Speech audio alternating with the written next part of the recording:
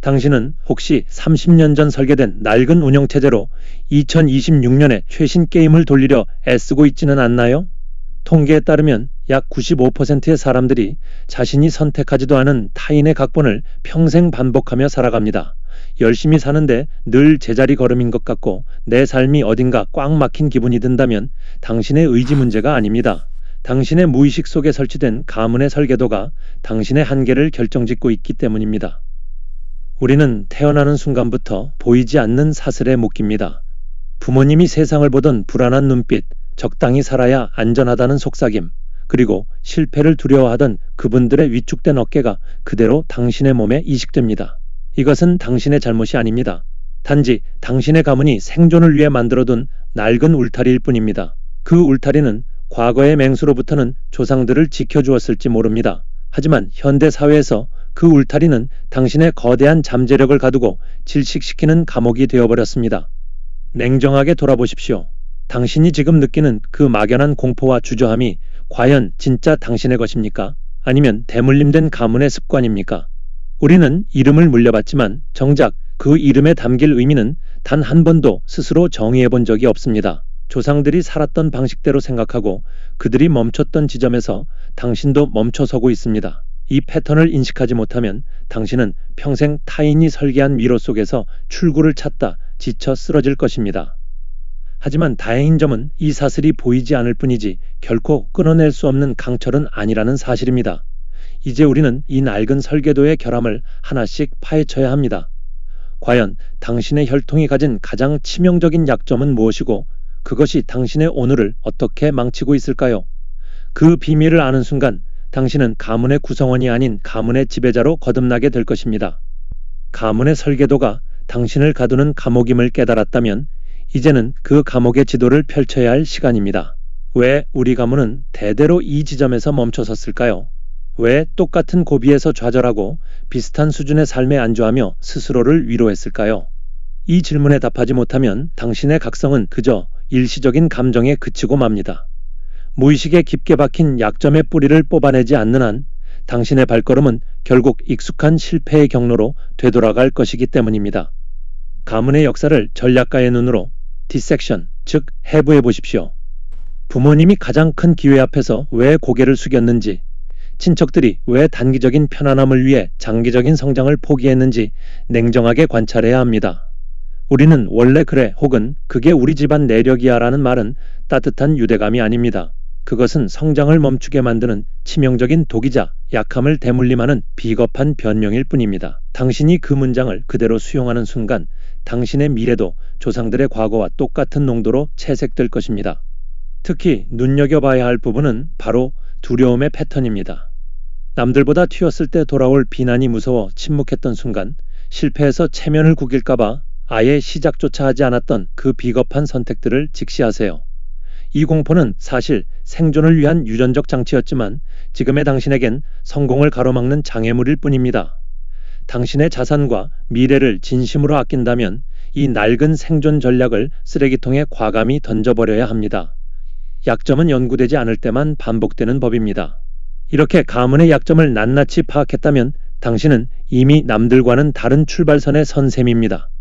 하지만 여기엔 예상치 못한 함정이 하나 숨어 있습니다. 당신이 이 사슬을 끊으려 할 때 당신을 가장 강하게 붙잡는 것은 외부의 적이 아닙니다. 바로 당신을 가장 사랑한다고 말하는 사람들의 따뜻한 간섭이죠. 그들은 왜 당신의 변화를 두려워하고 방해하는 걸까요? 그들이 쳐놓은 가장 정교한 덫, 승인이라는 이름의 목줄에 대해 이야기해 보겠습니다. 자신을 가두던 감옥의 설계도를 파악했다면 이제 당신을 붙잡고 있는 가장 질긴 끈을 끊어내야 합니다. 그것은 바로 타인의 인정이라는 이름에 보이지 않는 목줄입니다. 많은 이들이 자신이 독립적이라고 착각하지만 실제로는 부모와 주변 사람들의 눈치를 보며 인생의 중요한 핸들을 넘겨주고 있습니다. 부모님이 실망하시면 어쩌지? 친척들이 나를 어떻게 생각할까라는 작은 속삭임이 당신의 위대한 야망을 평범한 수준으로 깎아내리는 가장 무서운 가위가 됩니다. 심리학적으로 볼 때 승인에 대한 갈구는 곧 통제권의 상실을 의미합니다. 당신이 누군가에게 이해받으려 애쓰고 칭찬을 갈구하는 순간 당신의 행동 기준은 전략이 아니라 반응으로 바뀝니다. 타인의 기분을 맞추기 위해 자신의 속도를 늦추고 갈등이 두려워 정당한 권리를 포기하는 삶에 무슨 권위가 있겠습니까? 인정받고 싶다는 욕구는 당신을 가문의 울타리 안에 묶어두는 가장 정교한 통제 장치입니다. 그들은 당신이 변하는 것을 본능적으로 거부합니다. 당신의 성장이 곧 그들이 안주해온 삶이 틀렸음을 증명하기 때문입니다. 이제는 오해받을 용기를 장착해야 합니다. 고고하게 홀로 서는 것을 두려워하지 마십시오. 당신의 가치가 외부의 평가에 의해 결정된다는 착각에서 벗어날 때 비로소 진정한 힘이 생깁니다.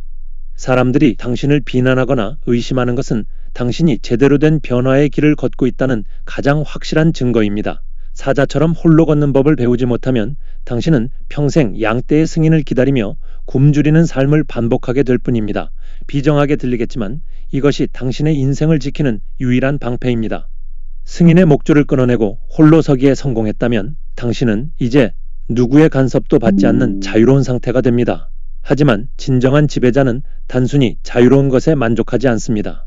이제는 당신을 바라보는 세상의 시선 자체를 의도적으로 설계하고 통제해야 합니다. 내면의 자유를 넘어 타인이 당신을 함부로 읽어낼 수 없게 만드는 전략, 힘의 크기를 결정짓는 인식의 설계법은 과연 무엇일까요? 다음 장에서 그 구체적인 기술을 공개합니다. 자유를 얻었다면 이제 그 자유를 지킬 성벽을 쌓아야 합니다. 많은 사람이 저지르는 치명적인 실수는 자신의 모든 것을 투명하게 드러내는 것입니다. 자신의 계획, 감정, 심지어 사소한 고민까지 타인에게 공유하며 이해받기를 원하죠. 하지만 다크 심리학의 관점에서 볼 때 완전히 읽힌다는 것은 곧 완전히 조종당한다는 뜻과 같습니다. 상대가 당신의 다음 수를 예측하는 순간 당신의 영향력은 신기루처럼 사라지고 맙니다. 진정한 권위는 당신이 보여주는 것이 아니라 당신이 보여주지 않는 공백에서 태어납니다. 먼저 침묵을 전략적으로 활용하십시오. 불필요한 말을 줄이면 주변 사람들은 긴장하기 시작합니다. 당신의 의중을 파악하기 위해 그들은 더 많은 에너지를 소모하고 당신의 작은 움직임 하나에도 큰 의미를 부여하게 됩니다. 이것이 바로 인식의 주도권을 가져오는 법입니다. 당신이 안개처럼 불투명해질수록 당신을 함부로 대하려던 사람들은 본능적인 경계심과 존경심을 동시에 느끼게 될 것입니다. 또한 철저하게 선택적 노출을 실천하십시오. 사람들에게 당신의 모든 면을 보여줄 필요는 없습니다. 당신이 허락한 모습만 보게 만드세요. 때로는 따뜻하게, 때로는 냉철하게 행동하며 상대가 당신을 하나의 카테고리로 정의하지 못하게 만드는 것이 핵심입니다. 예측 불가능함은 상대를 혼란스럽게 만들고 그 혼란은 당신에게 강력한 힘을 실어줍니다. 당신의 존재 자체가 풀리지 않는 수수께끼가 될 때 사람들은 당신을 비난하기보다 당신의 눈치를 살피게 됩니다. 인식을 통제하는 것은 단순히 연출을 하는 것이 아니라 당신의 가치를 보호하는 고도의 전략입니다. 이렇게 당신을 둘러싼 공기를 무겁게 만들었다면 이제는 당신과 연결된 사람들을 정리할 차례입니다. 우리는 흔히 인맥이 넓을수록 좋다고 믿지만 사실 잘못된 연결은 당신의 에너지를 갉아먹는 기생충과 같습니다. 누구를 곁에 두고 누구를 전략적으로 밀어내야 할까요? 당신의 인생을 승리로 이끄는 인간관계의 체스판을 다음 장에서 펼쳐보겠습니다. 인식의 성벽을 쌓았다면 이제 그 성벽 안으로 누구를 들일지 결정해야 합니다. 대부분의 사람은 인맥을 감정의 영역이라 착각하며 무방비하게 마음을 엽니다. 하지만 냉정하게 말해 모든 관계는 보이지 않는 영향력과 자원이 오가는 전략적 요충지입니다. 당신의 에너지를 갉아먹는 사람을 곁에 두는 것은 밑빠진 독에 소중한 인생을 들이붓는 것과 같습니다. 이제부터 당신의 인간관계를 감정이 아닌 체스판 위의 말처럼 바라봐야 합니다. 가장 먼저 실천해야 할 전략은 정보의 차단입니다. 당신의 원대한 계획이나 약점을 성급하게 공유하지 마십시오. 사람들은 당신의 비전을 듣고 응원하기보다 자신의 수준에 맞춰 당신을 평가하고 깎아내릴 기회를 엿봅니다. 정보를 독점하는 자가 곧 관계의 우위를 점합니다. 상대가 당신에 대해 아는 것이 적을수록 당신의 행동은 강력한 파급력을 갖게 됩니다. 당신의 입을 거쳐 나가는 정보는 철저히 가공된 전략적 도구여야만 합니다. 또한 당신의 곁에 정체된 물 같은 사람들을 과감히 정리하십시오. 과거의 인연이라는 이유로 혹은 가문이 연결해준 관계라는 명목으로 나약한 생각을 가진 이들을 방치해서는 안 됩니다. 부정적이고 수동적인 태도는 바이러스처럼 전염되어 당신의 날카로운 감각을 무디게 만듭니다. 반대로 당신을 긴장시키고 자극하는 이들을 곁에 두어 당신의 기준을 끊임없이 높여야 합니다. 관계의 질이 곧 당신 인생의 고도를 결정한다는 사실을 잊지 마십시오. 관계를 전략적으로 재편하는 과정은 외롭고 고통스러울 수 있습니다. 하지만 이 과정을 거치지 않으면 당신은 결코 가문의 중력을 이겨낼 수 없습니다. 이제 당신은 스스로를 보호하고 성장시킬 최정예 군단을 갖추게 된 셈입니다. 하지만 여기에서 한 걸음 더 나아가야 합니다. 단순히 강해지는 것을 넘어 세상이 당신을 갈망하게 만드는 최후의 기술이 남아 있습니다. 사람들을 당신 앞에 무릎 꿇게 만드는 결핍의 마법은 무엇일까요? 마지막 장에서 그 비밀을 확인해 보시죠. 마지막 단계는 당신의 가치를 완성하는 결핍의 기술입니다. 많은 이들이 자신의 유능함을 증명하기 위해 언제나 그 자리에 머물며 모든 부름에 응답합니다. 하지만 다크 심리학의 관점에서 볼 때 지나친 친절과 과도한 노출은 당신을 언제든 대체 가능한 소모품으로 전락시킵니다. 공기처럼 흔한 것은 아무도 귀하게 여기지 않습니다. 당신이 진정으로 가치 있는 존재가 되고 싶다면 역설적으로 사람들의 시야에서 사라지는 법을 배워야 합니다. 가치는 당신이 무엇을 하느냐가 아니라 당신을 얻기 위해 상대가 얼마나 기다려야 하느냐에 따라 결정됩니다. 모든 메시지에 즉각 답장하지 말고 모든 모임에 얼굴을 비추지 마십시오. 당신의 시간과 에너지를 함부로 나누어 주지 않을 때 사람들은 비로소 당신의 존재를 무게감 있게 받아들입니다. 당신의 목소리가 들리지 않는 공백의 시간 동안 사람들은 당신을 상상하고 갈망하며 당신의 영향력을 스스로 부풀립니다. 이것이 바로 부재를 통해 존재감을 극대화하는 지배자의 방식입니다. 이제 당신은 가문의 낡은 패턴을 끊어내고 스스로를 정교하게 설계한 유일무이한 존재가 되었습니다. 당신의 이름은 더 이상 과거의 반복이 아닙니다. 그것은 새로운 시대의 기준이자 누구도 함부로 넘볼 수 없는 독보적인 브랜드가 되었습니다.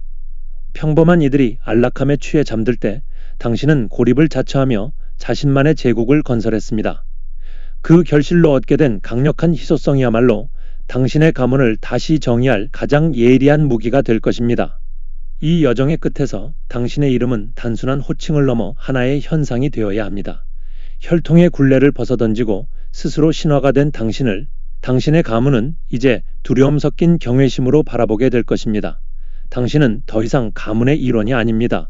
당신은 그 가문의 운명을 통째로 뒤바꾼 거대한 전환점이자 영원히 잊히지 않을 기준점입니다. 이 모든 설계는 당신의 손에서 시작되었고 그 결과 또한 오롯이 당신의 것입니다.